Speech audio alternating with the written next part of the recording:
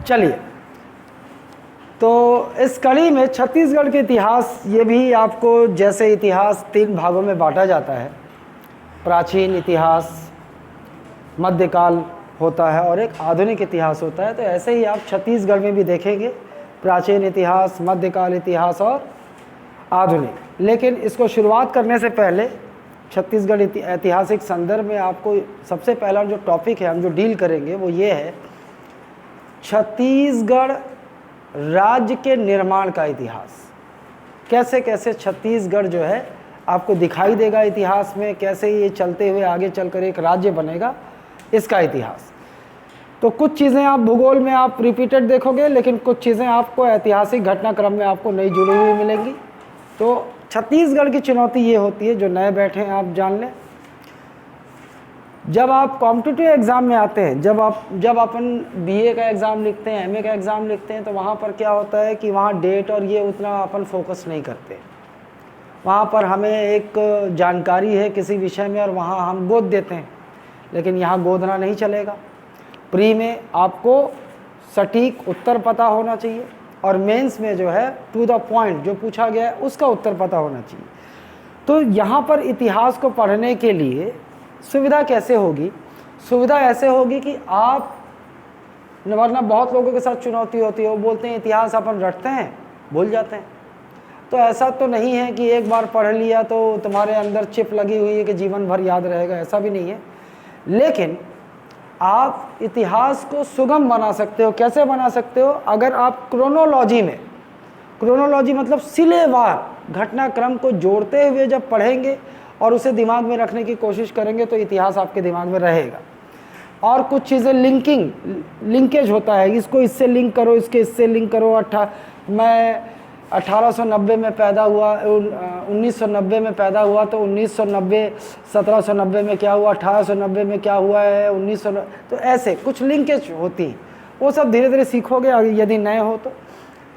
मेरा उद्देश्य कैसा होगा? मेरा उद्देश्य ऐसा होगा कि हम अब जैसे और इतिहास को पढ़ाने का बहुत अच्छा होता है कि उसको कहानी की तरह पढ़ो आप।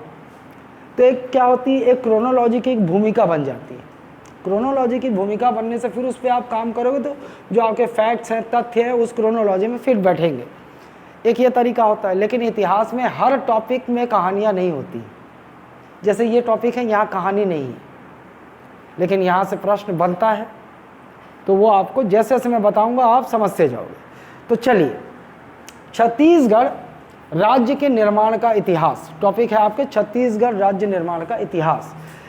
इसमें कहानी शुरू होगी आपकी सबसे पहले 1741 ईस्वी से। तो ये जो आज वर्तमान छत्तीसगढ़ आपको दिख रहा है, ये तो राज्य 2000 में बना है ना। तो इस 2000 से पीछे चलेंगे तो इसका भी इतिहास होगा। तो वर्तमान छत्तीसगढ़ क्षेत्र मराठों के अधीन नागपुर का हिस्सा था। तो ये जो छत्तीसगढ़ क्षेत्र है जो आज आप राज्य के रूप में देख रहे हैं, ये 1741 की दशा में किसका हिस्सा था? नागपुर। ये वही नागपुर है महाराष्ट्र का, उसका हिस्सा था। तो 1741 में छत्तीसगढ़ क्षेत्र किसका हिस्सा था? नागपुर का हिस्सा था। 1741 में छत्तीसगढ़ क्षेत्र किसका हिस्सा था? नागपुर का क्षेत्र था। अब ये एक घटनाक्रम हो गया। आगे बढ़ते हैं। अब जो 1741 की हम जब बात कर रहे हैं, तो इस समय आप जानते हो कि विभिन्न देश में अलग अलग जगहों पर, अलग अलग क्षेत्रों पे अलग अलग राजवंशों का शासन था। कहीं पे मराठा शासन कर रहे थे, किसी हिस्से में, और इतिहास में पीछे चले जाओ तो कहीं मौर्यों का शासन था, कहीं गुप्तों का शासन था, है ना। ये साउथ में चले जाओगे तो चेर राजवंश का शासन था, पांड्य राजवंश का शासन था। तो ये जो भारत जो है अलग अलग, आओ आओ,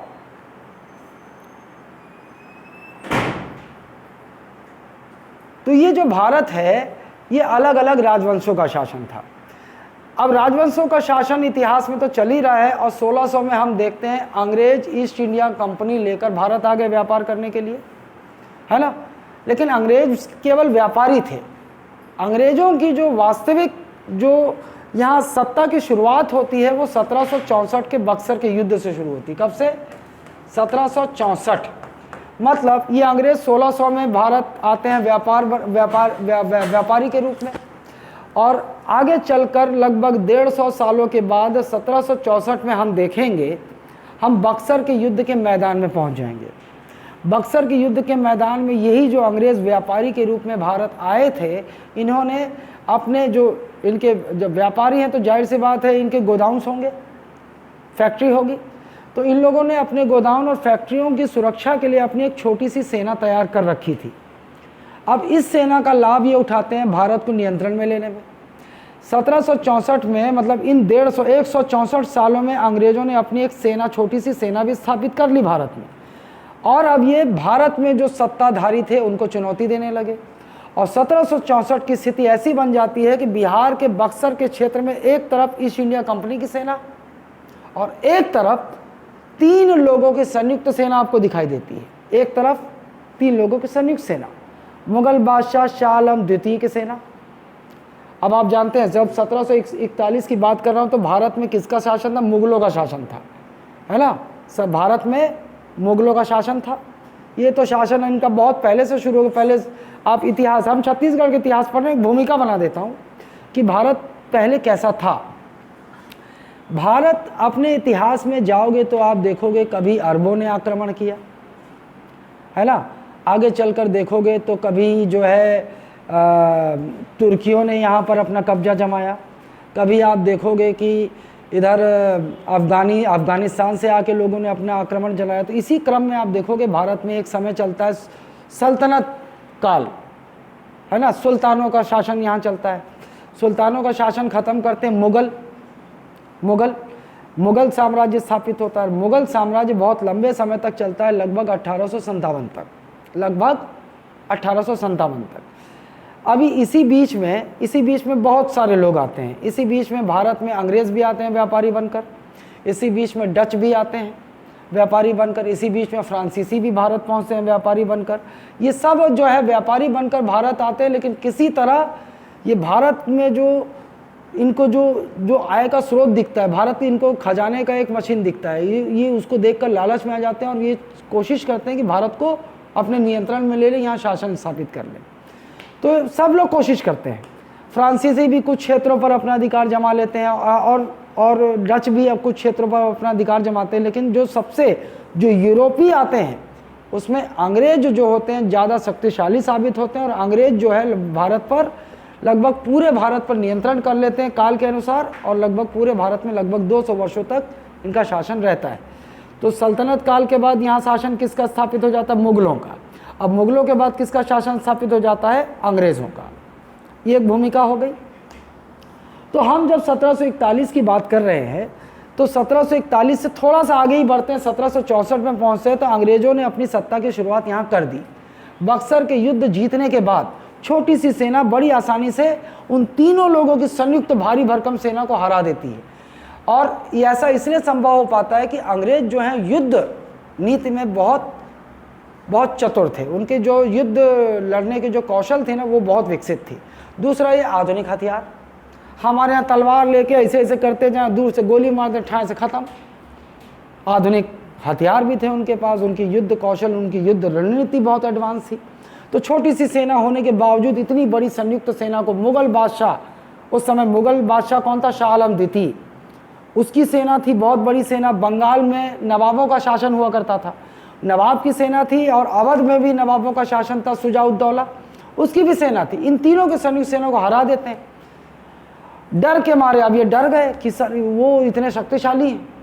इन्होंने बंगाल, बिहार और उड़ीसा, मतलब अभी अंग्रेज़ों की सत्ता शुरुआत होने वाली है ना। कैसे शुरुआत हो रही? बक्सर की युद्ध के परिणाम के वजह से ये लोग क्या करेंगे? मुगल बादशाह से बोलेंगे, देख भैया, बंगाल, बिहार और उड़ीसा ये 3 क्षेत्र हैं, इनके दीवानी अधिकार हमको दे दे। मना कर नहीं सकता था, मना करता तो अब ऐसे ही डरे हुए थे। भाई युद्ध भले इन्होंने जीता, लेकिन ऐसा इन्होंने नहीं किया कि तुमको मार काट के खुद ही गद्दी पे बैठ जाए। अंग्रेज़ों ने ऐसा नहीं किया। उस युद्ध में इन्होंने बोला, भैया तू बना रहा, मुगल बादशाह तेरी बनी रहे, तुम लोग नवाबियत करो बंगाल में और अवध में, लेकिन जो हम कहेंगे अब वो करना पड़ेगा। इनडायरेक्ट तो यही हो गया ना, युद्ध हार गए। युद्ध हार गए मतलब डर गए, कभी भी ये लोग हमको हमारा सर कलम कर सकते हैं, हमारी गद्दी छीन कर बैठ सकते हैं। लेकिन इन्होंने ऐसा नहीं किया, क्योंकि ये जानते थे कि इतनी जल्दी जो है लोग स्वीकार नहीं करेंगे हमें। इतनी जल्दी यदि मान लो एक छोटा सा क्षेत्र अभी हमने नियंत्रण में हम लेना चाह रहे हैं, अगर पूरे भारत को तुरंत नियंत्रण में लेना चाहेंगे तो लोग बगावत कर देंगे, लोग जो है स्वीकार नहीं करेंगे हमारी सत्ता। मुगलों को भारतीय स्वीकार कर चुके थे, उसका कारण था मुगल जो है वो भारतीय संस्कृति, भारतीय परिवेश में लगभग रच बस गए। अगर एक आध उदाहरण देखोगे, जैसे औरंगजेब जैसा इतिहास में पढ़ते हैं कि औरंगजेब जो है वो बहुत क्रूर शासक था और उसने जो है भारतीय संस्कृति में रचने बसने की बजाय जो है जबरन हिंदुओं को मुस्लिम बनाने की चेष्टा की। आप ऐसा देखोगे तो बजाय बाकी जो और मुगल शासक हुए वो यहाँ की संस्कृति से रच बस गए थे, तो जो लोग थे वो उन्होंने उनकी सत्ता को स्वीकार कर लिया था, लेकिन अंग्रेज़ों की इतनी जल्दी स्वीकार करने वाले नहीं थे। ठीक है, तो 1741 की स्थिति में हम देखेंगे तो अंग्रेज़ों ने जब अपना नियंत्रण शुरू किया 1764 से ना आगे चल के, उस समय तो भाई कुछ क्षेत्र में मराठों का शासन था, कुछ क्षेत्र में अलग वंश का शासन था, अलग वंश ऐसा तो बटा हुआ था भारत। तो 1741 की दशा में नागपुर में किनका शासन था? मराठों का शासन था। बहुत सारे मराठों में भी अलग अलग वंश थे ना, जैसे भोसले वंश। यहाँ पे नागपुर में किस वंश का शासन था? भोसले वंश। ठीक है, और आगे चल के आप देखोगे अंग्रेज भी पिक्चर में, तस्वीर में आने वाले, बहुत जल्दी आपको अंग्रेज तस्वीर में दिखाई देंगे। चलो अब देखते हैं हम 1741 के बाद 1764 आ ही गया, अंग्रेजों की सत्ता उन्होंने स्वीकार कर ली और 1854 के आते आते लगभग पूरे भारत पर नियंत्रण अंग्रेजों का हो गया। बंगाल, बिहार, उड़ीसा के दीवानी अधिकार, उनका नियंत्रण प्राप्त करने से उन्हें 1000 गुना मुनाफा तुरंत शुरू हुआ। उनको पैसा ही पैसा दिखने लगा, तो अब उनका लालच बढ़ गया। उन्होंने बोला साला क्यों ना पूरे भारत को नियंत्रण में ले ले, हमारा ही है सब कुछ। आज हम क्या करते हैं, मुगल बादशाह से अनुमति लेकर यहाँ पे रॉ मटेरियल खरीदते हैं और ले जाकर यूरोपीय बाज़ारों में बेचते हैं, तो हमें प्रॉफिट कम होता है। हालांकि तब भी बहुत कमाते थे ये, लेकिन अगर पूरी जगह पर हमारा नियंत्रण होगा तो सब कुछ हमारा है, फिर हमें खरीदने की ज़रूरत थोड़ी होगी, किसी को टैक्स देने की ज़रूरत थोड़ी होगी। तो लालच बढ़ गया और धीरे धीरे उन्होंने पूरे भारत पर अपना नियंत्रण करना शुरू किया और 1854 तक पहुँचते पहुँचते हम देखेंगे लगभग पूरे भारत में अंग्रेज़ों का नियंत्रण हो चुका। एक भूमिका समझ में आई आपको? चलिए अब यहाँ इस तस्वीर में आते हैं। 1741 में वर्तमान छत्तीसगढ़ किसका हिस्सा था? नागपुर का हिस्सा था। ठीक, आगे चलते हैं घटनाक्रम में। 1854 में भोसले शासक रघुजी तृतीय की मृत्यु के बाद, भोसले शासक रघुजी तृतीय मतलब 1854 में किसका शासन है? मराठों में किसका? भोसले वंश का शासन है। और भोसले वंश का एक शासक कौन है? रघुजी तृतीय। रघुजी तृतीय। अब इस समय आते हैं तो एक चीज़ और समझनी होगी, अब अंग्रेज़ों का नियंत्रण हो चुका था। अंग्रेज़ों ने फिर भी कुछ कुछ क्षेत्रों में वंश शासन कर रहे थे, लेकिन लगभग पूरे भारत में अंग्रेज़ों का नियंत्रण था। अब अंग्रेज़ों ने जब भारत में कब्जा कर लिया तो अंग्रेज़ ना एक अधिकारी नियुक्त करते थे जिसके माध्यम से यहाँ प्रशासन चलाते थे, और उन्हें हम कहते थे समय काल के अनुसार, कभी बंगाल का गवर्नर था, फिर बंगाल का गवर्नर जनरल हुआ, कभी भारत का गवर्नर, जैसे जैसे नियंत्रण बढ़ता गया फिर एक पद बना बंगाल का गवर्नर जनरल, भारत का गवर्नर जनरल, और भारत का गवर्नर जनरल ही अब आगे चलकर आपको वाइसरॉय कहेंगे। मतलब अंग्रेज़ क्या करते थे, एक अधिकारी नियुक्त करते थे, उसके माध्यम से वो प्रशासन चलाते थे। तो उस समय गवर्नर 1854 की दशा में ब्रिटिश भारत में गवर्नर जनरल कौन था? लॉर्ड डलहौजी। लॉर्ड डलहौजी अपने एक नीति के लिए जाना जाता है जिसे हम कहते हैं हड़प नीति, है ना, हड़प नीति। अब इस हड़प नीति क्या थी?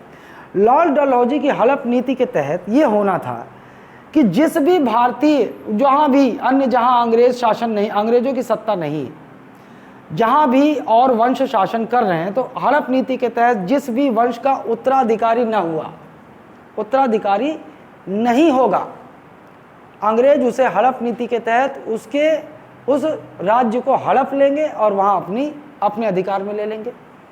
तो हड़प नीति के तहत अंग्रेजों ने बहुत सारे जगहों को हड़पा, उसमें से अब उनकी नज़र पड़ गई नागपुर पर, क्योंकि नागपुर में उस समय किसका शासन था? भोसले शासक रघुजी तृतीय।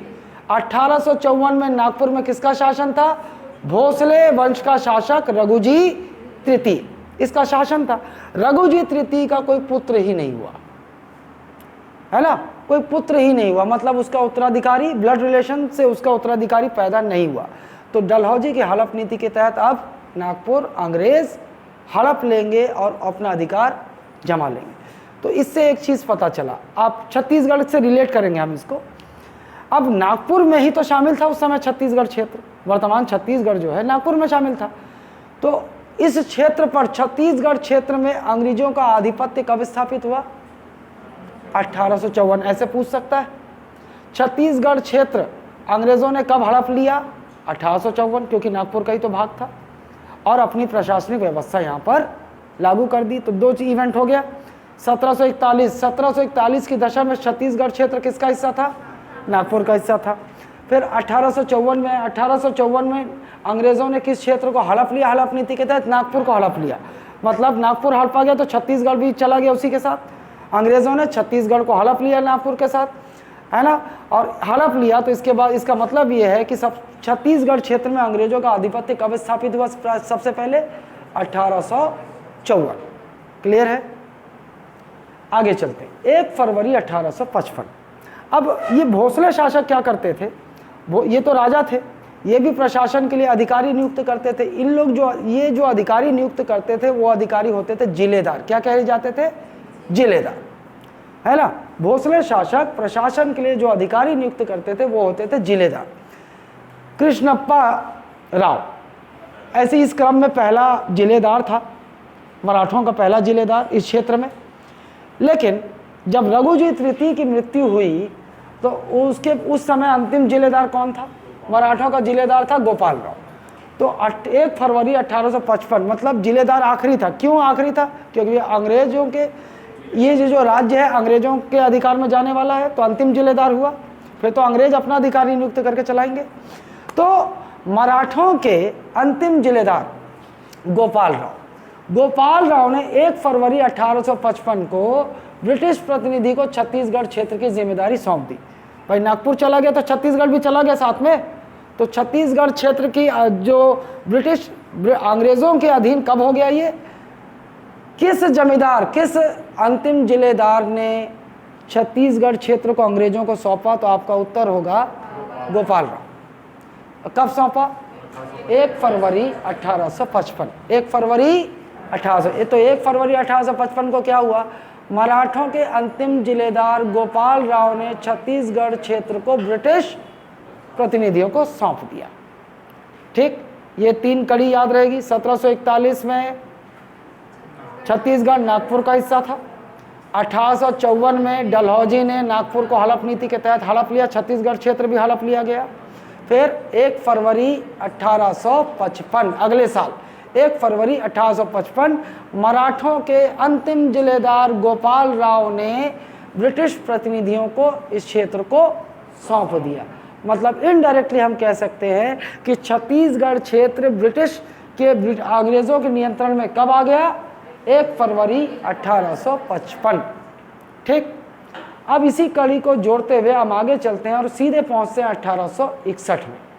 2 नवंबर 1861।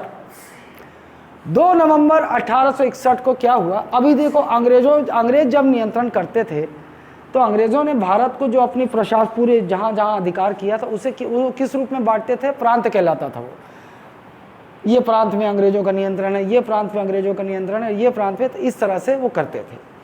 अब अंग्रेजों ने एक प्रांत का गठन किया 1861 में और उस प्रांत का नाम था मध्य प्रांत, है ना। भाई आज आपको भारत किस में विभक्त दिखाई देता है? भारत राज्यों में डिवाइडेड दिखाई देता है। भारत के अंदर क्या है? राज्य है।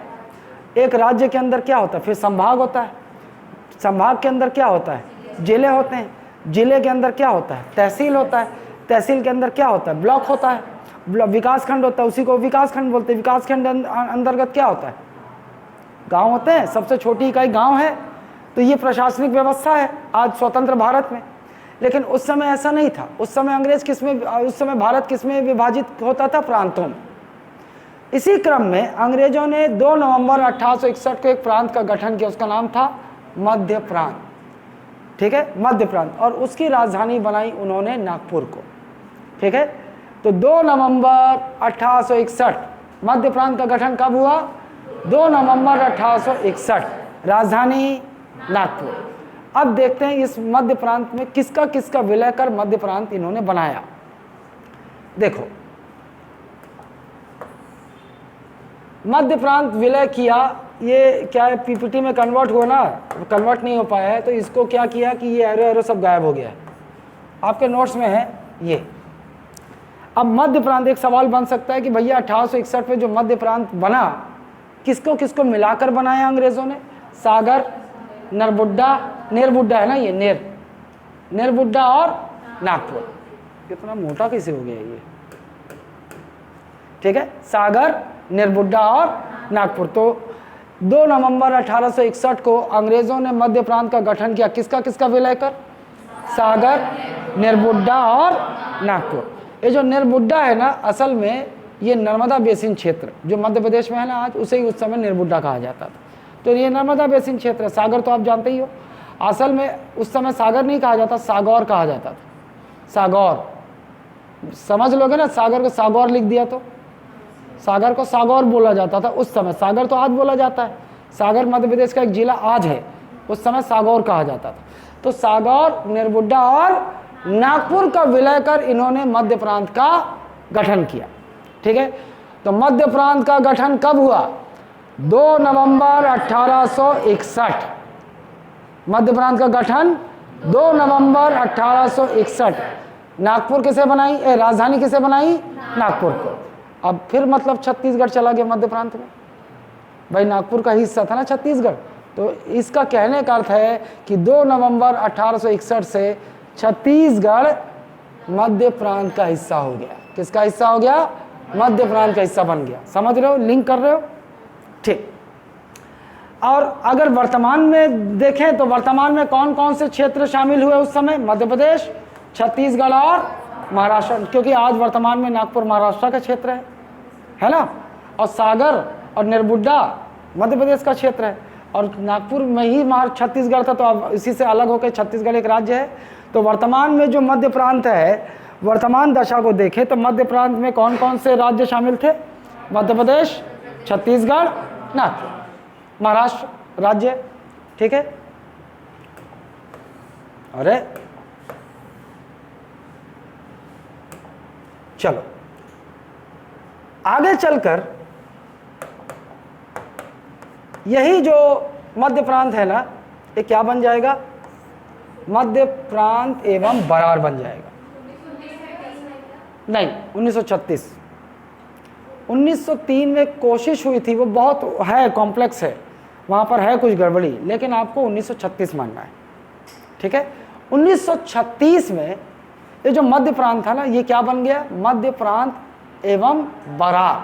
अब ये बरार एक आपके मन में सवाल आएगा, तो बरार का सवाल यहाँ है, सवाल का जवाब यहाँ है।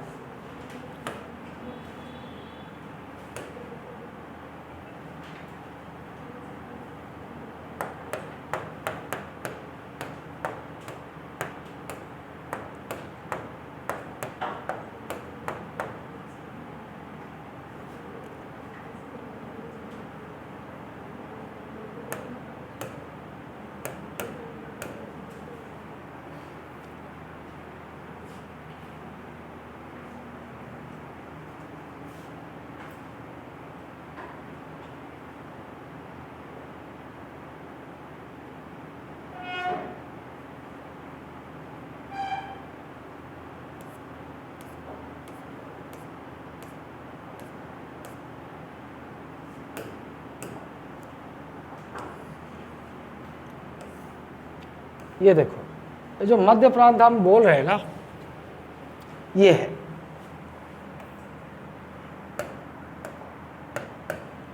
ये जो हिस्सा दिख रहा है आपको, ये सब क्या है?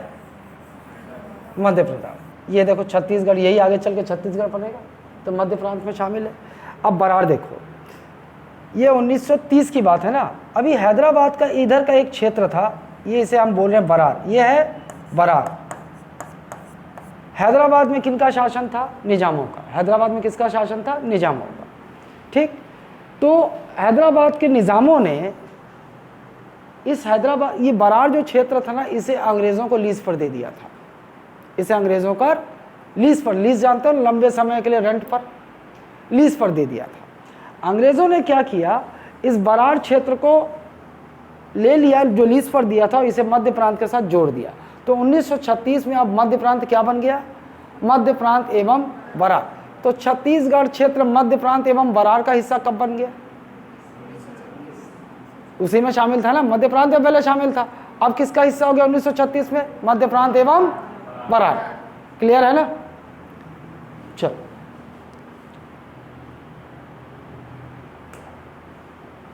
अरे यार इधर आ गया। मध्य प्रांत के गठन के साथ अब एक दूसरा फैक्ट, एक एंगल तो आपने देख लिया कि 1861 में क्या हुआ, अंग्रेज़ों ने मध्य प्रांत का गठन किया और छत्तीसगढ़ मध्य प्रांत का हिस्सा हो गया। अब मध्य प्रांत का किसका किसका विलय करके बनाया, किस किन क्षेत्रों का, सागर, निर्बुड्डा और नागपुर, और मध्य प्रांत की राजधानी किसे बना दी, नागपुर को बना दी। उसके बाद वर्तमान अगर दशा में पूछा जाए तो कौन कौन से राज्य वर्तमान के उसमें शामिल थे, तो मध्य प्रदेश, छत्तीसगढ़ और महाराष्ट्र, एक हिस्सा हो गया ये, ठीक।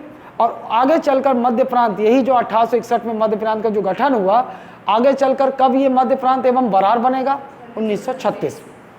यहाँ तक क्लियर है। अब दूसरी कहानी, केवल मध्य प्रांत का गठन नहीं हुआ, 2 नवंबर 1861 को मध्य प्रांत के गठन के साथ इन्होंने 3 नए जिले बनाए, अंग्रेज़ों ने 3 नए जिले बनाए, ठीक है। और ये भी याद रखना है आपको, मध्य 1861 मध्य प्रांत के गठन के साथ कितने जिले बने, 3 नए जिले बने। और वो 3 नए जिले कौन कौन से हैं, रायपुर, बिलासपुर, संबलपुर। अरे यार ये देखो 3 नए जिले, मध्य प्रांत के गठन के साथ 3 नए जिले बने, कौन कौन से, रायपुर, बिलासपुर और संबलपुर। मतलब आज वर्तमान में इस छत्तीसगढ़ में रायपुर और बिलासपुर जिला है, ये जिला उस समय बन गया जिला। तो आपसे पूछा जाए भैया रायपुर और बिलासपुर जिले कब बने, 1861, 2 नवंबर 1861 मध्य प्रांत के गठन के साथ ही मध्य प्रांत में छत्तीसगढ़ ये हिस्सा है, इसमें 3 नए जिले बने, कौन कौन से, रायपुर, बिलासपुर और संबलपुर। याद रहेगा, आगे चलेंगे, याद तो रखना पड़ेगा। तो मध्य प्रांत के गठन के साथ 3 नए जिले कौन कौन से, रायपुर, बिलासपुर, संबलपुर, कब बने, 1861, ठीक है। क्रोनोलॉजी, चलो अब पहुंचते हैं 1862 में। 1862 में अंग्रेजों ने इस जो छत्तीसगढ़ क्षेत्र था ना, इसे एक संभाग बना दिया, इसे एक संभाग बना दिया। छत्तीसगढ़ पूरा जो क्षेत्र था इसे एक संभाग बना दिया, डिवीजन बना दिया, ठीक है। और इस प्रकार 1862 में मध्य प्रांत में कितने संभाग हो गए, 4, जबलपुर, निर्बुड्डा, नागपुर और छत्तीसगढ़। तो 1862 में मध्य प्रांत में कितने संभाग, उस स्थिति में कितने संभाग थे, 4, कौन कौन से, जबलपुर, निर्बुड्डा, नागपुर और छत्तीसगढ़। आपको क्या याद रखना है, 1862 में छत्तीसगढ़ को अंग्रेजों ने एक संभाग बनाया, जिसका मुख्यालय बनाया रायपुर को। तो छत्तीसगढ़ संभाग बना 1862, छत्तीसगढ़ संभाग बना और मुख्यालय इस संभाग का रायपुर। 1862 में 1861 में क्या हुआ, मध्य प्रांत का गठन हुआ, मध्य प्रांत का गठन हुआ 1861 में।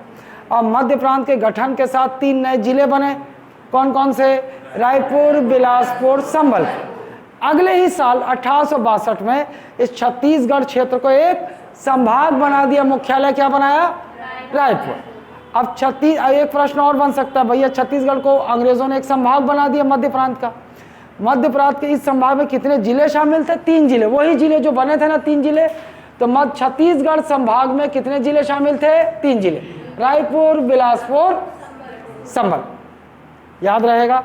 और 1862 की स्थिति में मध्य प्रांत में संभाग कौन कौन से थे, जबलपुर, निर्बुड्डा, नागपुर और छत्तीसगढ़। छत्तीसगढ़ क्योंकि एक नया संभाग बना, और जब छत्तीसगढ़ संभाग बना तो संभाग में कितने जिले थे, 3, रायपुर, बिलासपुर और संबलपुर, ठीक है। जोड़ो इसको, 1741 में छत्तीसगढ़ किसका भाग था, नागपुर का भाग था। 1854 में 1854 में डलहौजी ने किसे हड़पा? नागपुर को हड़प लिया, मतलब छत्तीसगढ़ भी हड़पा गया। अच्छा, 1854 में कौन शासन किसका था नागपुर में? भोसले शासक रघुजी तृतीय। रघुजी तृतीय का कोई पुत्र नहीं हुआ, कोई वारिस नहीं हुआ, इसलिए डलहौजी ने हड़प नीति के तहत नागपुर को हड़प लिया, मतलब छत्तीसगढ़ भी हड़पा गया। फिर मराठों के अंतिम जिलेदार कौन? गोपाल। गोपाल राव ने इस नागपुर के साथ इस छत्तीसगढ़ क्षेत्र की, है ना, इसकी बागडोर सौंप दी अंग्रेज अधिकारियों को, ब्रिटिश प्रतिनिधियों को। कब सौंपी? 1855, 1 फरवरी 1855। हम यूं कह सकते हैं कि अंग्रेज़ों, ये छत्तीसगढ़ क्षेत्र अंग्रेज़ों के अधीन कब हो गया? 1 फरवरी 1855। इसके बाद हम सीधे पहुंचे 2 नवंबर 1861। क्या हुआ? अंग्रेज़ों ने मध्य प्रांत का गठन किया और मध्य प्रांत की राजधानी बनाई नागपुर को, मतलब अब छत्तीसगढ़ क्षेत्र 1861 से मध्य प्रांत का हिस्सा हो गया, है ना। अच्छा, मध्य प्रांत के गठन के साथ अंग्रेज़ों ने 3 नए जिले भी बनाए। कौन कौन से? रायपुर, बिलासपुर और संबलपुर। तो 1861 में 3 जिले बन गए। आगे चल दे, 1862 में चलते हैं, 1 साल आगे। 1862 में क्या हुआ? मध्य प्रांत में अंग्रेजों ने छत्तीसगढ़ को एक संभाग बनाया और इस संभाग का मुख्यालय किसे बनाया? रायपुर का बनाया। और उस समय फिर 1862 की स्थिति में मध्य प्रांत में कितने संभाग थे? 4। कौन कौन से? जबलपुर, निर्बुड्डा, नागपुर और एक छत्तीसगढ़ नया संभाग। और छत्तीसगढ़ संभाग किन जिलों को मिलाकर बनाया गया? रायपुर, बिलासपुर और संबलपुर। ठीक। अगला इतिहास में जो घटनाक्रम होगा वो होगा 16 अक्टूबर 1905 को, और जिसे आप भारतीय इतिहास में बंगाल विभाजन के नाम से जानेंगे। ठीक है। तो अंग्रेज़ों उस समय कौन था? वायसरॉय कौन था? Lord Curzon. अब वही जो भारत का गवर्नर जनरल था ना, समझ जाओ, उसका पदनाम आगे बदल दिया गया 1858 में, और वो क्या बन गया? वायसरॉय बन गया, है ना। उसके बाद भारत का गवर्नर जनरल अब भारत का वायसरॉय कहलाया जाने लगा। तो उस समय वायसरॉय कौन था? Lord Curzon. लॉर्ड कर्जन ने क्या किया? देखो,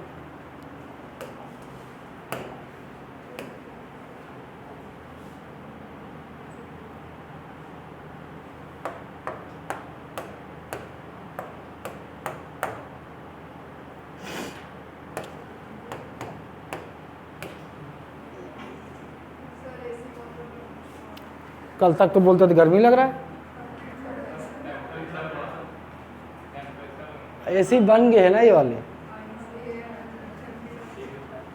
ठीक।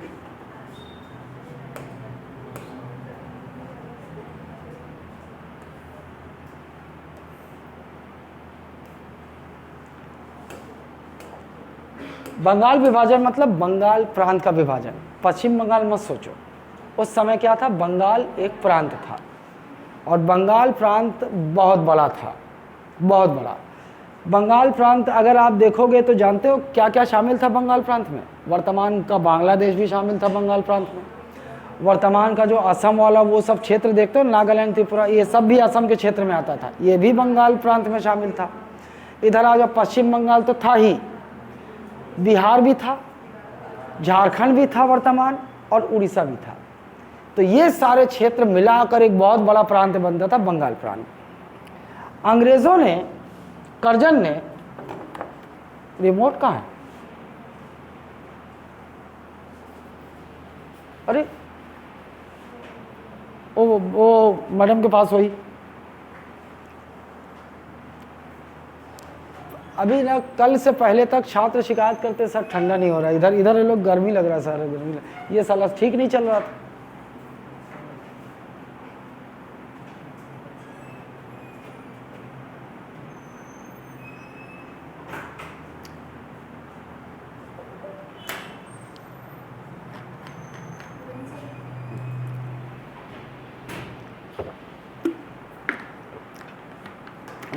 ठंडा लग रहा है सबको है?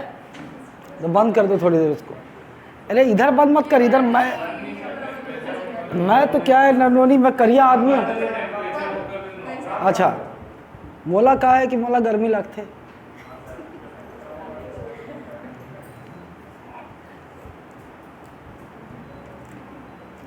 अरे उसका फैन कम करो, फैन फैन, बस अब सही चलेगा। तमुला जाल लगा थे, गर्मी लग रही है, बताओ उसे गर्मी लग रहा है। और मेरी तरह है ना, सूरज की रोशनी सोख लेता है अंदर, तो गर्मी अंदर रह जाती है। चलो यहाँ ठीक है ना। तो बंगाल प्रांत, लॉर्ड कर्जन ने चाल चली। कर्जन ने हालांकि कहा कि भैया ये बंगाल प्रांत बहुत बड़ा हो जाता है, इसको ना प्रशासन करने में हम लोगों को असुविधा होगी, इसका प्रशासन चलाने में। तो बोल रहा यही कारण है 1905 में उसने घोषणा कर दी, उसने बंगाल प्रांत का विभाजन कर दिया। इस बंगाल को दो भागों में, बंगाल प्रांत को दो भागों में बांट दिया। उसने क्या किया, ये ऐसे हिस्से में बांट दिया, मतलब ये बंगाल प्रांत अब क्या बन गया, पश्चिमी बंगाल प्रांत, पश्चिमी बंगाल प्रांत और पूर्वी बंगाल प्रांत कर दिया इसने। पूर्वी बंगाल प्रांत में आज वर्तमान समय का कौन कौन सा क्षेत्र, वर्तमान का बांग्लादेश और असम क्षेत्र। तो पूर्वी में कौन कौन सा चला गया, बांग्लादेश और असम क्षेत्र। यह उस समय की बात है, बांग्लादेश और असम। आज का जो असम है ना, लेकिन असम आज छोटा राज्य है, असम उस समय बहुत बड़ा था। ये मुझे नीचे का नागालैंड, मिजोरम, ये सब थोड़ी बना था। तो असम, आसाम क्षेत्र ये हो गया। अब पूर्वी बंगाल प्रांत में देखो क्या क्या आ गया, आज वर्तमान का बिहार इसमें आ गया, झारखंड वर्तमान का इसमें शामिल हो गया, इसमें पश्चिम बंगाल शामिल हो गया और इसमें उड़ीसा शामिल हो गया। ये सारे क्षेत्र इसमें शामिल हो गए, कर दिया उसने। वास्तविकता ये नहीं थी, उसने बोला प्रशासनिक सुविधा के आधार पर हम बंगाल प्रांत का विभाजन कर रहे हैं, लेकिन कुछ राजनीतिक समीकरण थे यहाँ। ये वाला क्षेत्र जो था मुस्लिम बाहुल्य क्षेत्र था, ये वाला क्षेत्र, यही बंगाल प्रांत का ये जो क्षेत्र था मुस्लिम बाहुल्य था, वो था हिंदू बाहुल्य। तो अंग्रेजों की एक नीति जो चलती आई हमेशा, बांट दो, धर्म के आधार पर बांटने वाला खेल खेलो, लोगों को एक मत होने दो, क्योंकि एक हो जाएंगे तो हमारे लिए बुरा हो जाएगा। एक ये नीति थी। दूसरा जो कारण था, वो एक कारण और ये भी था कि आप देखेंगे जब इतिहास में, तो जब अंग्रेज, ये जो आज आप इंग्लिश मीडियम देखते हो, आप पाश्चात्य जो शिक्षा प्रणाली आप देख रहे हो, वेस्टर्न एजुकेशन, ये असल में अंग्रेज ही लेके आए यहाँ भारत में।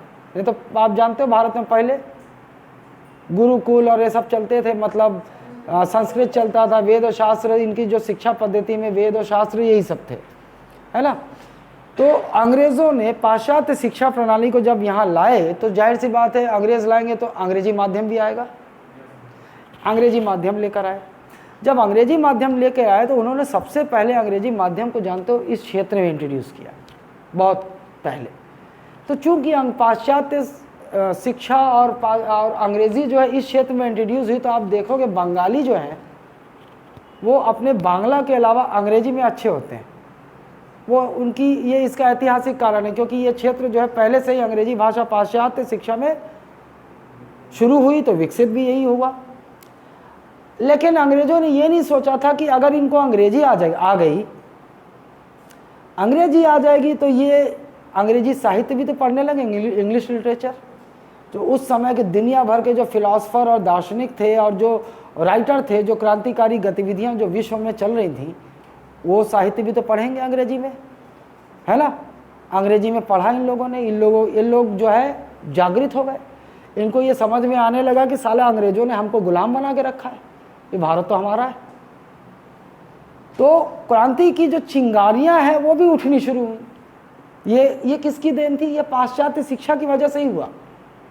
लोग थोड़े जानने लगे कि हम जो है, हम वास्तव में ये भारत हमारा है और अंग्रेज बाहर से आकर हम पर राज कर रहे हैं। तो ये अब उनको लगा कि ये एक तो क्रांति, ये लोग ज़्यादा साले समझदार हो गए, दूसरी बात ये हिंदू मुस्लिम इनको तोड़ो। तो इन्हें मकसद ये था, बंगाल विभाजन ओरिजिनल मकसद ये था। लेकिन कर्जन ने बोला कि भैया हमें प्रशासन करने में असुविधा हो रही, क्योंकि ये बंगाल प्रांत बहुत बड़ा है, तो इसे हम दो भागों में विभाजन। और इस बंगाल विभाजन की घोषणा के साथ ही पूरे देश में इसका विरोध होने लगा कि अंग्रेज हमें बांट रहे हैं। बंगाल का विभाजन के विरुद्ध पूरे देश में ना विरोध होने लगा। और आप अभी गोदना गादना मत, क्योंकि आप इतिहास जब पढ़ोगे वो पढ़ोगे, आप देखोगे जगह जगह लोग अब विदेशी सामानों को बाइकआउट करने लगते हैं, होलियां जलाई जाने लगती हैं, विदेशी कपड़ों की होलियां। स्वदेशी आंदोलन कभी कभी सुने होंगे, है ना। स्वदेशी आंदोलन, पूरे देश में स्वदेशी आंदोलन चलने लगता है, जिसमें अब इसको कैसे याद रखो कि स्वदेशी अपनाओ, खादी अपनाओ, और अंग्रेज़ों के जो परिधान है कपड़ों, अंग्रेज़ों की जो भी वस्तुएं हैं उनकी होली जला दो, त्याग दो। ये होने लगा, इसका विरोध हुआ। और अंत में आप जाके देखेंगे कि 1911 में आगे चलकर इस बंगाल विभाजन को उन्होंने रद्द कर दिया। ये ज़्यादा इम्पोर्टेंट नहीं है हमारे छत्तीसगढ़ से, लेकिन इस बंगाल विभाजन से एक प्रभाव जरूर पड़ेगा। वो प्रभाव क्या पड़ेगा? मध्य प्रांत का पुनर्गठन किया जाएगा। बंगाल विभाजन के साथ छत्तीसगढ़ क्षेत्र में क्या फर्क पड़ रहा है? मध्य प्रांत का पुनर्गठन होगा। तो 16 अक्टूबर 1905 बंगाल विभाजन के साथ क्या होगा? मध्य प्रांत का पुनर्गठन किया जाएगा। आप उस पुनर्गठन को देखो जहां से क्वेश्चन बनेगा हमको। ये लो,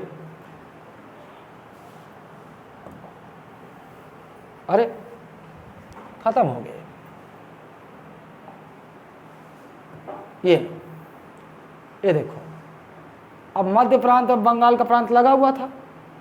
तो जब बंगाल विभाजन हुआ तो बंगाल विभाजन के साथ क्या हुआ? मध्य प्रांत का पुनर्गठन हुआ। अब पुनर्गठन कैसे हुआ देखो, मध्य प्रांत से कुछ हिस्से बंगाल पश्चिम बंगाल प्रांत में चले गए, मध्य प्रांत से कुछ हिस्से पश्चिम बंगाल प्रांत में चले गए, और पश्चिम बंगाल प्रांत से कुछ हिस्से मध्य प्रांत में आ गए, है ना।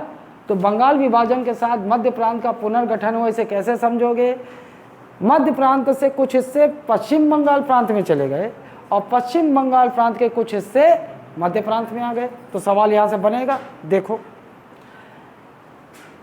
संबलपुर जिला जो अब तक छत्तीसगढ़ संभाग का भाग था, अब ये कहां जा चला गया?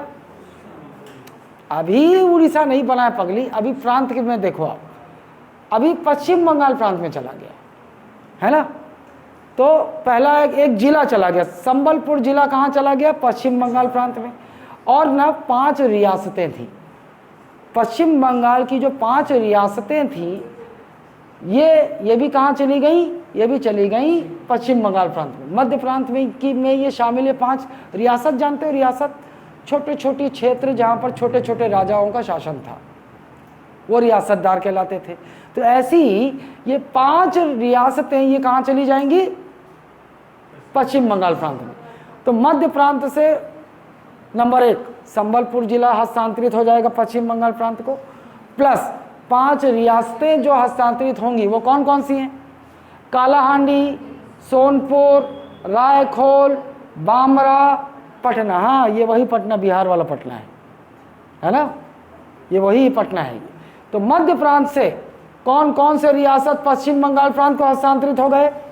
कालाहांडी, सोनपुर, रायखोल, बामरा, पटना। मध्य प्रांत बंगाल विभाजन के साथ 5 रियासतें जो मध्य प्रांत से पश्चिम बंगाल प्रांत में चली गई, कालाहांडी, सोनपुर, रायखोल, बामरा, पाटन। याद होना चाहिए, मध्य प्रांत से 5 रियासत जो पश्चिम बंगाल प्रांत में चली गई, कालाहांडी, सोनपुर, रायखोल, बामरा, पाटन। पाटन बोलो, पटना रे, है ना। देखो याद जब करो ना तो एक ऑर्डर में करो और हमेशा उसी ऑर्डर में रखो, तो दिमाग आपका याद रखेगा उसको।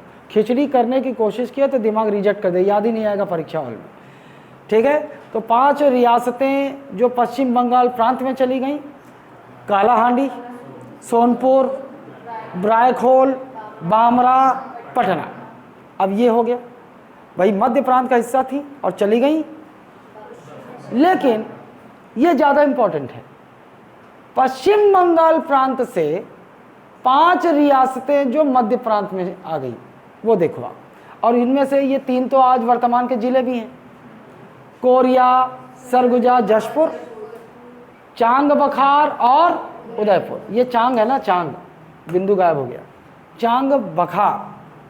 ठीक, आपको नोट्स ये पीडीएफ डाल दूंगा, बन गया है लेकिन कुछ एडिटिंग बाकी है, 5-6 पेज का है, अगले क्लास का भी है, बन चुका है, अभी पीडीएफ डाल दूंगा और कल आपको वो हार्ड कॉपी मिल जाएगी। ठीक है, कोरिया, सरगुजा, जशपुर, ऊपर के वर्तमान ये तीनों जिले ऊपर में है छत्तीसगढ़ के, कोरिया भी, सरगुजा भी और जशपुर भी। तो कोरिया, सरगुजा, जशपुर प्लस और 2 रियासत कौन से, चांग बखार और उदयपुर, चांग बखार और उदयपुर। तो बंगाल प्रांत से मध्य प्रांत में शामिल 5 रियासतें कौन कौन सी, कोरिया, सरगुजा, जशपुर, चांग बखार, उदयपुर। बंगाल प्रांत से मध्य प्रांत में शामिल 5 रियासतें, कोरिया, सरगुजा, जशपुर, चांग बखार, उदयपुर। ठीक, ये 5 रियासतों को एक बार देख लो, दिमाग में बैठ जाए शायद।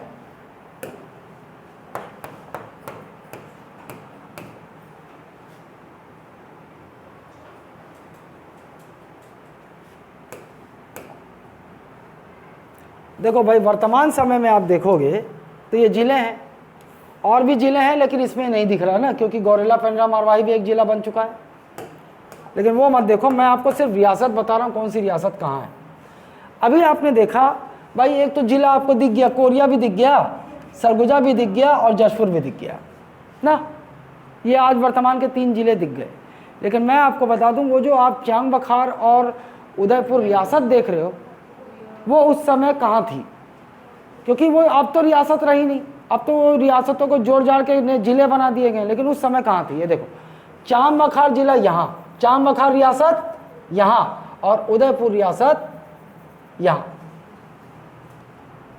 ठीक है, चांग बखार रियासत कोरिया में पड़ता, आज वर्तमान के कोरिया में पड़ता, और उदयपुर जो है वर्तमान के सरगुजा, ऐसे याद रखो।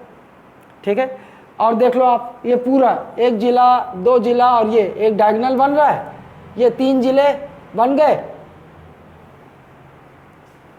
ठीक, याद रहेगा मेरे ख्याल से। ऊपर के तीनों जिले हैं, कौन कौन से हैं, कोरिया, सरगुजा, जशपुर प्लस 2 रियासत, चांग बखार और उदयपुर।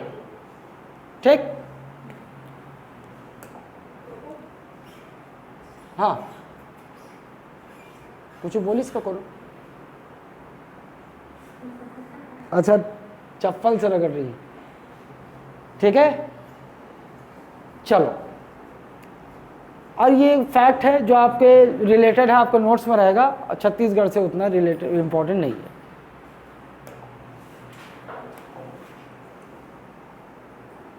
इसने स्किप कर दिया बीच में,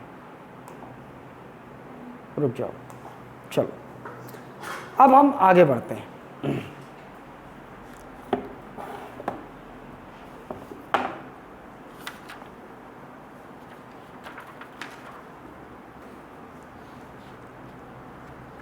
उन्नीस सौ 6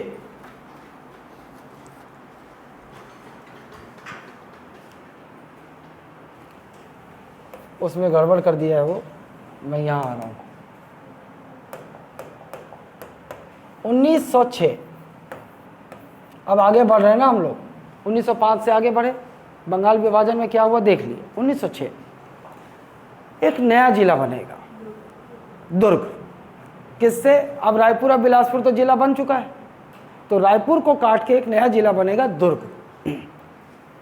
दुर्ग जिला बना, किससे बना, रायपुर से। तो 1906 की दशा में अब वर्तमान छत्तीसगढ़ के कितने जिले बन चुके हैं, वर्तमान छत्तीसगढ़ के पूछ रहा हूं, क्योंकि संबलपुर तो चला गया ना नोनी, संबलपुर जो एक जिला था वो कहाँ चला गया, वो तो बंगाल प्रांत में चला गया, जो आगे चलकर उड़ीसा राज्य बनेगा तो उसका हिस्सा बन जाएगा। तो अब वर्तमान छत्तीसगढ़ के कितने जिले बन चुके बताओ, 3। कौन कौन से, रायपुर और बिलासपुर 1861 में, और दुर्ग बना 1906 में। ठीक, चलो इस कड़ी को आगे बढ़ाते हैं। और 1918 अगला ईयर कौन सा आएगा, 1918। 1918। अब 1918 में आएंगे, पिक्चर में आएंगे पंडित सुंदरलाल, पंडित सुंदरलाल शर्मा, पंडित सुंदरलाल शर्मा। पंडित सुंदरलाल शर्मा के नाम से एक क्रेडिट है। वो क्रेडिट क्या है कि छत्तीसगढ़ के मानचित्र, है ना, छत्तीसगढ़ की, भाई एक छत्तीसगढ़ जब राज्य बनेगा तो छत्तीसगढ़ का जो नक्शा होगा वो ऐसा होगा, ये इसमें शामिल होंगे। तो छत्तीसगढ़ के मानचित्र की संकल्पना सबसे पहले पंडित सुंदरलाल शर्मा ने की। ठीक है, छग के मानचित्र की संकल्पना, मानचित्र की, नक्शा, मानचित्र बोले तो नक्शा ना, मानचित्र की संकल्पना किसने की? पंडित सुंदरलाल शर्मा ने। और इसी को इनडायरेक्टली बोल देता है कि छत्तीसगढ़ राज्य के प्रथम स्वप्न दृष्टा कौन है? पंडित सुंदरलाल शर्मा। तो छत्तीसगढ़ राज्य के लिए प्रथम स्वप्न दृष्टा कौन है? पंडित सुंदरलाल शर्मा। तो छत्तीसगढ़ राज्य के प्रथम संकल्पना, छत्तीसगढ़ के मानचित्र की प्रथम संकल्पना और छत्तीसगढ़ राज्य के प्रथम स्वप्न दृष्टा कौन है? पंडित सुंदरलाल शर्मा। कब की इन्होंने? 1918। 1918। ठीक है। 1924 में, 1924, इसके बाद जो अगला घटनाक्रम आएगा वो आएगा 1924। और 1924 में किसका नाम आएगा? वामन राव लाखे। वामन राव लाखे। अब वामन राव लाखे का नाम कहाँ आएगा? वामन राव लाखे रायपुर जिला परिषद में थे, रायपुर जिला परिषद में थे, रायपुर जिला परिषद। तो वामन राव लाखे ने रायपुर जिला परिषद में छत्तीसगढ़ की मांग रखी। वामन राव लाखे ने कहा? रायपुर जिला परिषद में छत्तीसगढ़ राज्य की मांग रखी।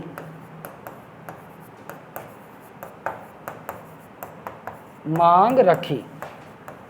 ये होना चाहिए था यार, ये क्यों, कहाँ गायब हो गया स्लाइड में कि नीचे है? नीचे है। मैं सोचा तो रहा हूँ कहाँ चल दी। ये लो, ठीक। 1906 तो दुर्ग एक नया जिला वाला रायपुर से पृथक होकर। उसके बाद 1918 पंडित सुंदरलाल शर्मा ने छत्तीसगढ़ राज्य का स्पष्ट रेखा चित्र अपनी पांडुलिपि में खींचा। अतः इन्हें छत्तीसगढ़ का प्रथम संकल्पनाकार एवं स्वप्न दृष्टा कहा जाता है। आपसे पूछा जाएगा कि छत्तीसगढ़ के प्रथम संकल्पनाकार और स्वप्न दृष्टा कौन है? पंडित सुंदरलाल शर्मा। कब? 1918 में इन्होंने अपनी पांडुलिपि में छत्तीसगढ़ का एक रेखा चित्र, मानचित्र खींचा था। ठीक है, इसीलिए ऐसा कहा जाता है। 1924 में वामन राव लाखे ने रायपुर जिला परिषद में व्यक्तिगत रूप से पृथक छत्तीसगढ़ की मांग रखी। तो आपसे प्रश्न बन जाएगा, भैया वामन राव लाखे ने, मतलब किसने व्यक्तिगत रूप से पृथक छत्तीसगढ़ की मांग रखी? वामन राव लाखे। कब रखी? 1924। 1924 में कहाँ रखी? रायपुर जिला परिषद। तो 1900 याद रहेगा, 1906 दुर्ग जिला बना रायपुर से। ठीक। 1918 छत्तीसगढ़ के प्रथम संकल्पनाकार, प्रथम स्वप्न दृष्टा ने अपनी पांडुलिपि में छत्तीसगढ़ का मानचित्र, नक्शा खींचा। और 1924 में वामन राव लाखे ने रायपुर जिला परिषद में पृथक छत्तीसगढ़ की व्यक्तिगत रूप से मांग रखी। ठीक। अब आगे चलते हैं। 1925 छत्तीसगढ़ सुधी संघ का गठन किया गया। ठीक। छत्तीसगढ़ सुधी संघ, सुधी मतलब ये शुद्धि नहीं समझना इसको। हम लोग बोलते हैं ना शुद्ध लेना, शुद्ध लेना मतलब याद करना, है ना। छत्तीसगढ़ में बोलते हैं ना शुद्ध, है ना। तोला शुद्धि नहीं याद है मोर, ऐसा बोलते हैं ना, मतलब मेरे को याद नहीं कर रही है, वो है। तो छत्तीसगढ़ सुधी संघ का गठन किया। अब गठन किया ये पता नहीं चल पाता है स्पष्ट, लेकिन इसके प्रधान सचिव कौन थे? शिवदास पांडे। अगर मान लो आ जाए कभी गठन किया तो आप इसी को मारना, क्योंकि ऐसे अलग से मिलता नहीं है। प्रधान सचिव है तो बिल्कुल फिर जाहिर सी बात है गठन इन्होंने किया हो, लेकिन ऐसा मिलता नहीं है। अव्वल तो ऐसा प्रश्न पूछना नहीं चाहिए। ये पूछ सकता है भैया कि छत्तीसगढ़ सुधी संघ के प्रधान सचिव कौन थे, तो शिवदास पांडे।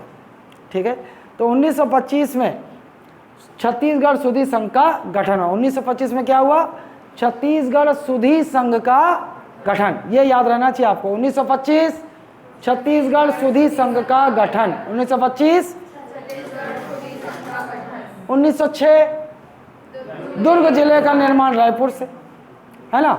1918 छत्तीसगढ़ पंडित सुंदरलाल शर्मा द्वारा छत्तीसगढ़ के मानचित्र की संकल्पना।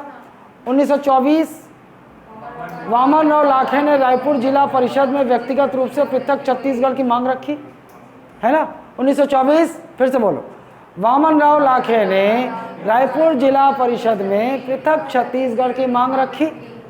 1925 छत्तीसगढ़ सुधी संघ का गठन। 1925 1925 1925 1925 1925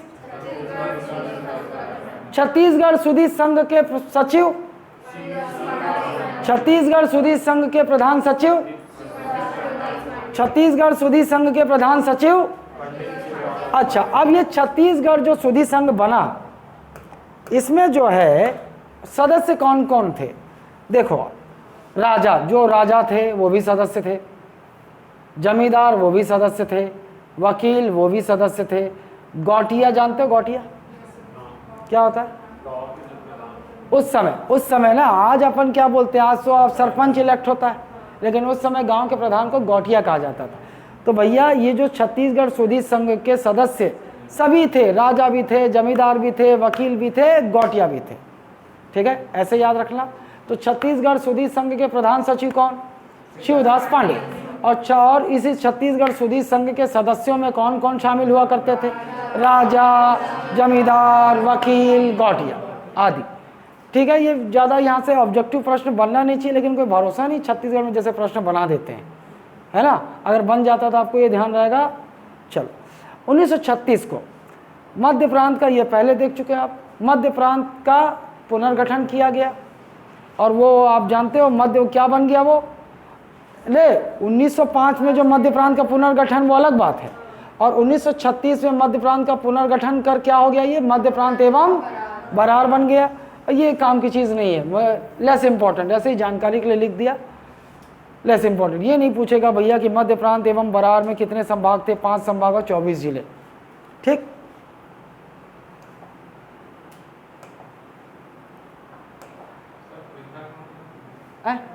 अलग अलग पृथक छत्तीसगढ़ मतलब भैया हमको अलग करो, एक अलग करो, हमको अलग बनाओ, ये था।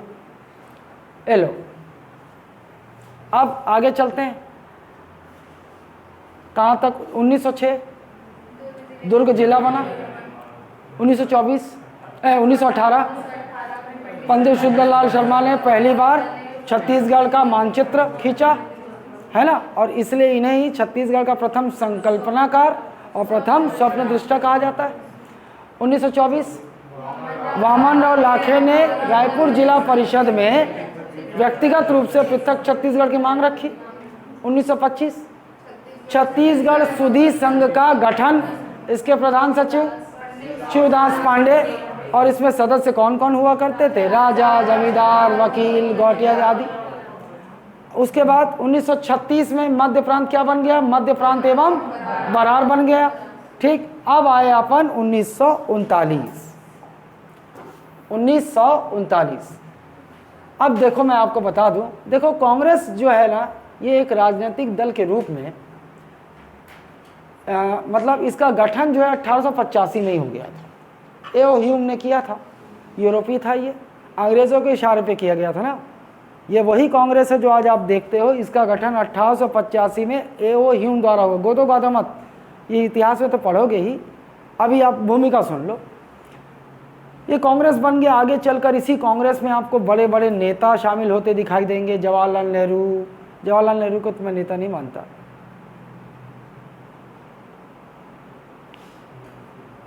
गांधी, तिलक, लाला लाजपत राय, सुभाष चंद्र बोस, ये सारे बड़े बड़े नाम कांग्रेस में आपको एक नेता के रूप में दिखाई देंगे। मेरा व्यक्तिगत राय है नेहरू के विषय में, और राय अच्छी नहीं है। ये लोग शामिल होते हैं।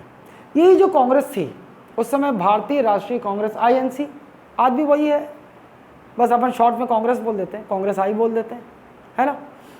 आईएनसी, इंडियन नेशनल कांग्रेस, भारतीय राष्ट्रीय कांग्रेस, ये हर साल अपना एक अधिवेशन करते थे, पूरे देश में घूम घूम कर अलग अलग जगहों पर अधिवेशन करते थे। तो 1939 में भारतीय राष्ट्रीय कांग्रेस का अधिवेशन कहाँ हुआ? त्रिपुरी। और ये त्रिपुरी त्रिपुरा नहीं है, ये जबलपुर में एक स्थान है त्रिपुरी, ये है वो, है ना, त्रिपुरी। तो 1939 में भारतीय राष्ट्रीय कांग्रेस का अधिवेशन कहाँ हुआ? त्रिपुरी। और त्रिपुरी अधिवेशन में क्या हुआ? पंडित सुंदरलाल शर्मा के द्वारा पृथक छत्तीसगढ़ की मांग की गई। अब यहाँ पर किसने अलग छत्तीसगढ़ की मांग की? पंडित सुंदरलाल शर्मा। तो 1939 क्या हुआ? भारतीय राष्ट्रीय कांग्रेस के त्रिपुरी अधिवेशन में पंडित सुंदरलाल शर्मा ने पृथक छत्तीसगढ़ की मांग की, है ना। प्रश्न पूछ सकता है भैया कि किसने भारतीय राष्ट्रीय कांग्रेस के अधिवेशन में पृथक छत्तीसगढ़ की मांग रखी? पंडित सुंदरलाल शर्मा। कब रखी? 1939। कहाँ रखी? कांग्रेस के त्रिपुरी अधिवेशन में रखी, ठीक है। 1939 क्या हुआ? कांग्रेस के, अब पूरा लंबा बोलने की जरूरत नहीं है, कांग्रेस के त्रिपुरी अधिवेशन में सुंदरलाल शर्मा ने पृथक छत्तीसगढ़ की मांग की। 1939 कांग्रेस के त्रिपुरी अधिवेशन में पंडित सुंदरलाल शर्मा ने पृथक छत्तीसगढ़ की मांग की। 1939 रायपुर कांग्रेस के त्रिपुरी अधिवेशन में पंडित सुंदरलाल शर्मा ने पृथक छत्तीसगढ़ की मांग रखी, ठीक। जब ये अगर मैं नोट करने बोलूँ ना, अच्छा नोट कर लो, पीडीएफ वैसे डल जाएगा, नोट करने बोलूँ तभी नोट करना, अगर बोलूँ पीडीएफ में है मतलब सिर्फ याद करने में ध्यान दो। कुछ अलग बोलूँ, कुछ अलग बोलता हूँ, जैसे नक्शे वक्शे पे जाता हूँ तो आप खींच खांच सकते हो अपनी सुविधा के लिए, बाकी उसकी चिंता ना करो, वो सब इसमें है, जैसे इसमें है ना वैसे इसमें लिखा हुआ है। हाँ, अपने शॉर्ट, अपनी भाषा में शॉर्ट तरीके से लिखना चाहते हो तो लिखा करो, और लिखना बुरी बात नहीं है, लिख लोगे तो पाप नहीं होगा। हाँ ठीक है, चलो 1946 में चलते हैं, 1939 के बाद चलते हैं 1946 में। 1939 में कौन पिक्चर में? पंडित सुंदरलाल शर्मा। 1946 में ठाकुर प्यारेलाल। 1939 पंडित सुंदरलाल शर्मा, 1946 ठाकुर प्यारेलाल, है ना। 1946 ठाकुर प्यारेलाल, इन्होंने शोषण विरोधी मंच का गठन किया। क्या किया? शोषण विरोधी मंच का गठन किया, ये याद रखना आपको। 1946 में ठाकुर प्यारेलाल ने शोषण विरोधी मंच का गठन किया। 1946 ठाकुर प्यारेलाल ने शोषण विरोधी मंच का गठन किया। मकसद क्या था इसका, इस संगठन का?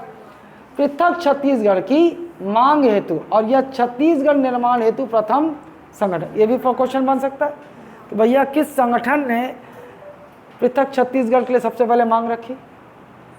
शोषण विरोधी मंच। किसने इसका गठन किया? ठाकुर प्यारेलाल, ठीक है।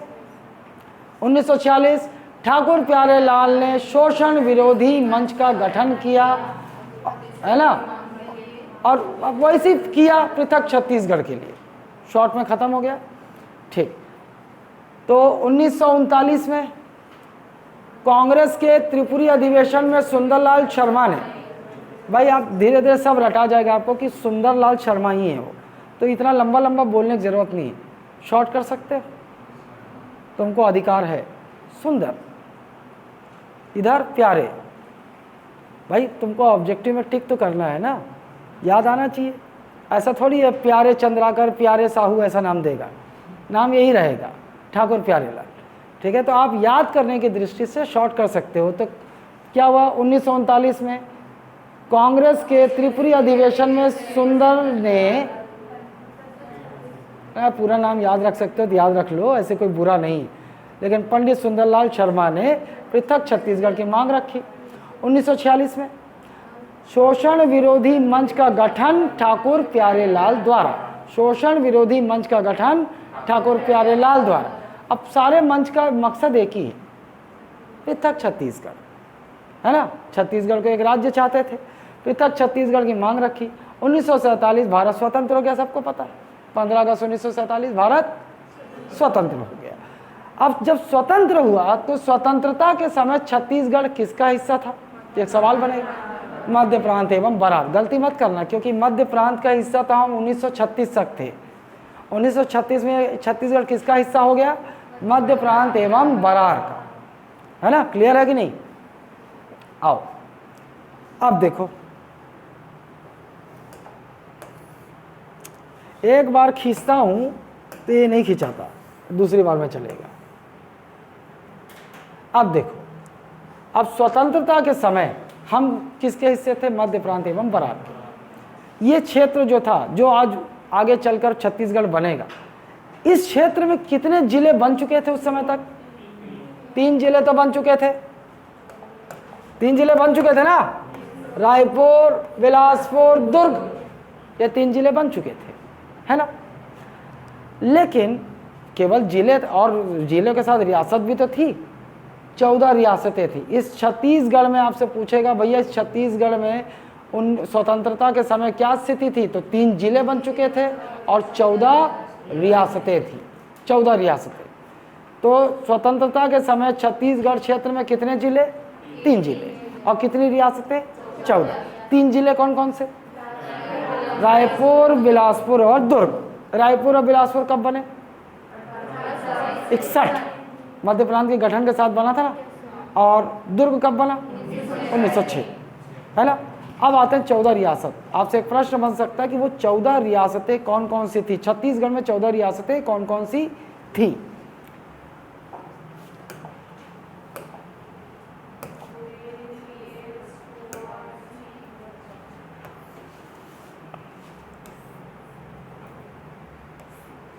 इसके लिए याद करने के लिए मैं इसको कोड में याद रखता हूं। 14 रियासतें, छत्तीसगढ़ क्षेत्र में 14 रियासतें, 4K, 3S, 2RC और बस। ये मतलब 4 रियासतें K से शुरू होंगी, 3 रियासतें S से शुरू होंगी, 2 रियासतें R से, 2 रियासतें C से, और अंग्रेजी में रखा हो ना, हिंदी में मैं नहीं जा रहा हूँ, कोड ऐसे ही रखा हूँ। अब देखो बहुत आसान है इन रियासतों को पॉइंट आउट करना। जब मैं 4K 4 रियासतें क से शुरू होंगी, तो इसके लिए मैं कहाँ आऊँगा, छत्तीसगढ़ के पश्चिमी सीमा में रहूँगा। छत्तीसगढ़ के पश्चिमी सीमा में चलूँगा तो मेरे को 4K यही मिलेगा, है ना। कौन छीकत है तुम, इस ठंडा लग गया का, ठीक है। ये देखो पहला के ऊपर से पश्चिमी सीमा में रहना है 4K के लिए, ऊपर से पहला रियासत ये हो गया कोरिया। नीचे उतरते जाओ ना, ये देखो ये तो GPM है, गौरेला पेंड्रा मरवाही, अभी बाद में देखोगे आप। ये मुंगेली, ये देखो कबीरधाम। ये कबीरधाम ना अभी इसका नाम बदला गया 2003 में। इससे पहले जानते हो इसे क्या कहते थे, कवर्धा कहते थे। अभी भी बोलचाल में लोग कवर्धा ही बोल देते हैं, लेकिन कवर्धा जिला नहीं है, जिले का नाम है कबीरधाम, है ना। अच्छा, तो आप एक रियासत यहाँ पे हो गई, और लेकिन उस रियासत का नाम कबीरधाम नहीं था भैया, क्या था, कवर्धा। दूसरा के ये हो गया 1, 2, चलो। और एक ना यहाँ पर खैरागढ़, एक तीसरा कौन सा, तीसरा के खैरागढ़। अरे यार अंग्रेजी हिंदी होते, खैरागढ़। और ये जिला बनने वाला है छत्तीसगढ़ का, कौन से नंबर का जिला बनेगा, 33वां। ये मैं बता रहा हूँ, कुल मिला के 36 जिला बना छोड़ेंगे, बनाएंगे 36। छत्तीसगढ़, 36 किला, 36 जिला, एकदम। इतनी राजनीति हो रही, गली मोहल्ला के नाम घुसर, मोरग मोहल्ला का नाम होना चाहिए जिला, लड़ रहे हैं साले, हैं ऐसा। गली मोहल्ला मिला मिला के जिला बनाएंगे हम। ऐसा ना हो जाए कि इतनी राजनीति हो जाए कि 8-10 पूरा वो उसका नाम मिला के एक जिला बने, तो एक रिकॉर्ड हो जाएगा। देश में सबसे बड़ा जिला होने जिले नाम वाला जिला छत्तीसगढ़ में हो ही गया होगा। मेरे को लगता नहीं है कि अभी कोई इतना बड़ा जिला होगा। ऐसे देखो, मोहला, मानपुर, अंबागढ़, चौकी, इतना लंबा तो है ना। गौरेला, पेंड्रा, मरवाही, है ना, सारंगगढ़, बिलाईगढ़, और एक शक्ति छोटा है अभी जो बना है, सबसे छोटा नाम में शक्ति है, बेचारा अकेला बना है। चलो ये 4 के। अब नीचे आ जाओ, क ढूंढते आओ, कहीं मिलेगा क इधर? नहीं मिलेगा, ये मिलेगा कांकेर। तो 4 रियासतें देख लो 14 में से। पश्चिमी सीमा में ऊपर से शुरू करो, कोरिया, कोरिया के नीचे आओगे तो कवर्धा, कवर्धा के नीचे आओगे खैरागढ़, खैरागढ़ से नीचे आए कांकेर। 4 रियासतें कौन कौन सी? 4 के, कोरिया, कवर्धा, खैरागढ़, कांकेर। 14 रियासतों में से 4 के, कोरिया, कवर्धा, खैरागढ़। अब 4K के बाद 3S। अब 3S के लिए अपन ऊपर आते हैं और यहाँ पे बनाते हैं ट्रायंगल। यहाँ बनाते हैं क्या? ट्रायंगल। ये ऐसा त्रिकोण बना देते हैं, ठीक है। 3S यही तिकोने में है। एक सरगुजा, एक जो नया जिला बनेगा, ये कहाँ है? शक्ति है यहाँ पर, शक्ति, शक्ति। और एक रायगढ़ में सारंगगढ़, ये भी एक नया जिला बनने वाला है, सारंगगढ़। तो 3S कौन कौन सा हुआ? सरगुजा, शक्ति, सारंग, ठीक है। 14 रियासतों में 3S, सरगुजा, शक्ति, सारंग। तेनोनी कहाँ से है? कांकेर से। अच्छा, ओ तो दे तोर सगा तो वो कांकेर है। तोर तेरा मायके वाली मिल गई ना, तेरे से जमेगा। मायके की है तू है? हाँ, वो तो पहले ज़्यादा जमेगा रे। मायका मायका होता है, तेरा मायका है ना, प्रॉपर कांकेर रही है ना। तो 3S, सरगुजा, शक्ति, सारंग, है ना। 4K, Korea, Kawardha, Khairagarh. 3S, Surguja, शक्ति, सारंग। अब 2RC में आते हैं। 2RC के लिए हम एक आर के लिए इस कोने में रहेंगे, पश्चिमी सीमा में। देखो कोई आर से है? राजनांद के अलावा कोई आर से है क्या पश्चिमी सीमा में? नहीं। एक ये हो गया, एक आर। इधर आ जाओ, इधर रा से कोई है, और राय, ये हुआ। तो 2 रियासत ये हो गए। एक कोना, एक आर के लिए इधर कोने में आ जाओ, राजनांदगांव। एक आर के लिए उधर चले जाओ, रायगढ़। तो 2R, Rajnandgaon, Raigarh. 2R, 2R, 2R। अब 2C भी उसी से जुड़ा हुआ है। इधर आ जाओ, चांद बखार यहाँ, और छुई खदान कहाँ? यहाँ। क्योंकि जो नया जिला बनेगा ना, उसका पूरा नाम क्या है? पूरा नाम खैरागढ़, छुई खदान, गंडई। जो नया जिला बनेगा ना, और उसका मुख्यालय खैरागढ़ होगा, जिला मुख्यालय। तो खैरागढ़ भी पहले क्या था ना, ये जो छुई खदान, ये भी एक रियासत था, जो वर्तमान में राजनांदगांव जिले में है।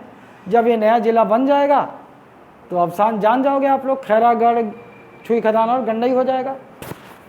तो एक देखो, ये चांद बखार रियासत यहाँ, और एक छुई खदान यहाँ। अंग्रेजी में वैसे लिखेंगे ना C से, तो 2RC लिखा हूँ मैं, ठीक है।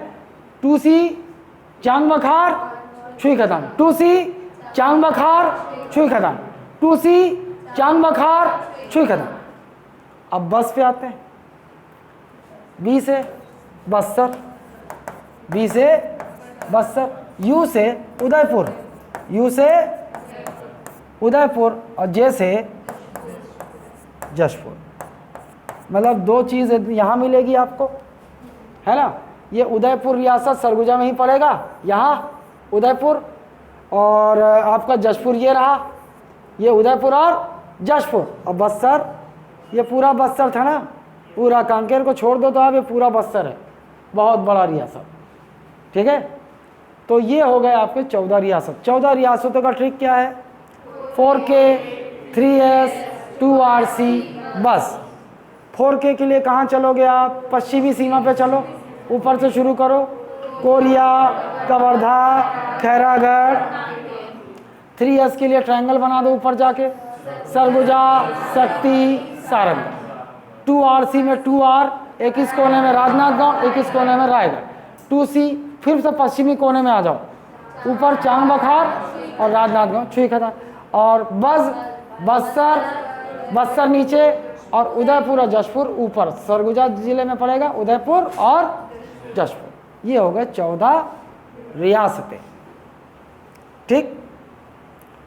सो I think I have to stop here, this is enough for today, है ना। कल ही मिलबो, ब्रेक ले लो क्योंकि